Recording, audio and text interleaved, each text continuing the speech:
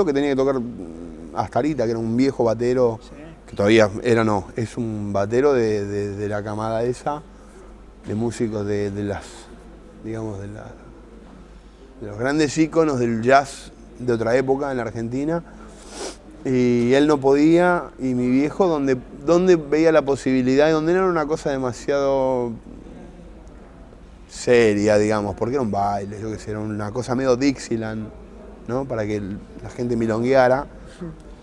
Entonces me llevó a mí, me proponía donde podía, y por ahí entraba. Por ahí le decía, no, dejate de romper con tu hijo, y llamemos un batero como la gente, y por ahí decían, bueno, dale, tráelo.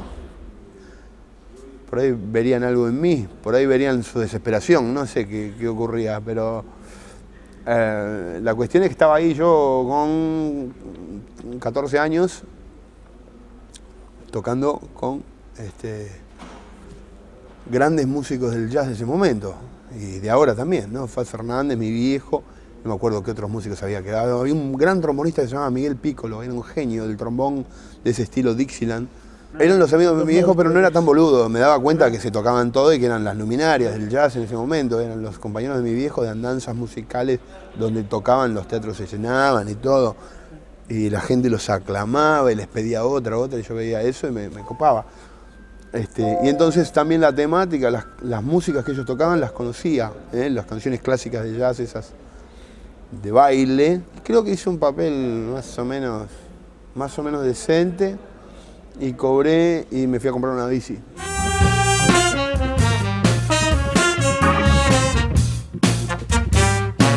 Bueno, yo tenía un trío con el Mono Fontana y con J. Morelli.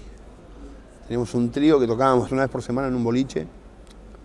Y ellos aparte eran parte de la banda de Luis de Tester de Violencia. Ahí tocaba Machi. Y no sé qué joraca pasó con Machi, cuáles fueron los acontecimientos que lo llevan a alejarse de esa formación, y yo venía yendo a los ensayos ya, porque caía como amigo del Mono o de Jota, entonces ya Luis ya me tenía visto y ellos le hablaban de mí y él sabía que tocábamos juntos, tenía mucha fe en el Mono y en Jota, pero no me había escuchado. Él solo nos habíamos visto, había ido a ver unos ensayos para la presentación de ese disco Tester, y fui a la presentación y a otros shows más y caía cada tanto a la sala de ensayos y estaba ahí como un hincha metido. Y bueno, no sé, me acuerdo que me llamó Jota el 1 de enero del 89. Estaba recién despertándome convaleciente del festejo de la noche anterior, el fin de año. Y me dice, loco, ¿dónde estás? Yo no estaba en mi casa y mi bajo estaba en mi casa. Y no habían autos, era muy difícil viajar. Entonces me dijo, loco, te voy a buscar donde estés, vamos a buscar el bajo y nos vamos a la sala porque ya quiere que nos juntemos a tocar y yo qué sé. Pero ¿cómo? Y bueno, Machi no estaba y fue como una especie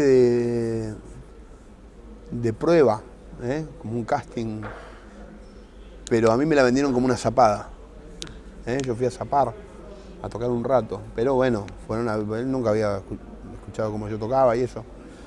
Por supuesto, todos los temas del disco nuevo de Tester de Violencia los sabía perfecto, y algunos otros viejos. Él era mi héroe musical y yo me sacaba los discos, las canciones de los discos y eso. Entonces probamos, lo primero que tocamos fue, creo que Los niños que escriben en el cielo, y después La herida de París, y después varios de los temas de Tester de Violencia. Y algunos otros de los niños, que ellos estaban tocando esa música y yo me la acordaba bastante. Sexo, un temazo de ese disco, Nunca me viste en tiempo, toda esa temática.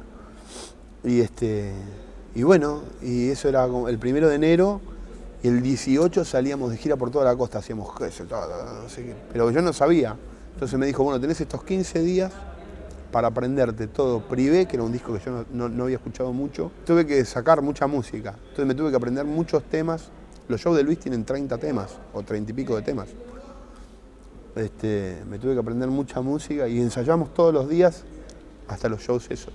Así fue como yo pasé a tocar para grandes públicos y teatros gigantes, cuando en realidad venía tocando en boliches de jazz muy pequeños y con muy poco público.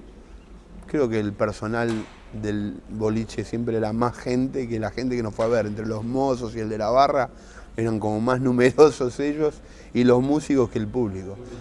Pero bueno, nada, yo que sé, una experiencia inolvidable haber trabajado tantos años con él. Fueron 4 años primero y después en el 2000 volví a entrar, hasta 2004. Hizo muchos discos en los que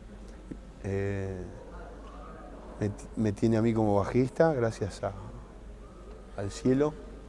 Y nada, ahora nos une una amistad muy linda.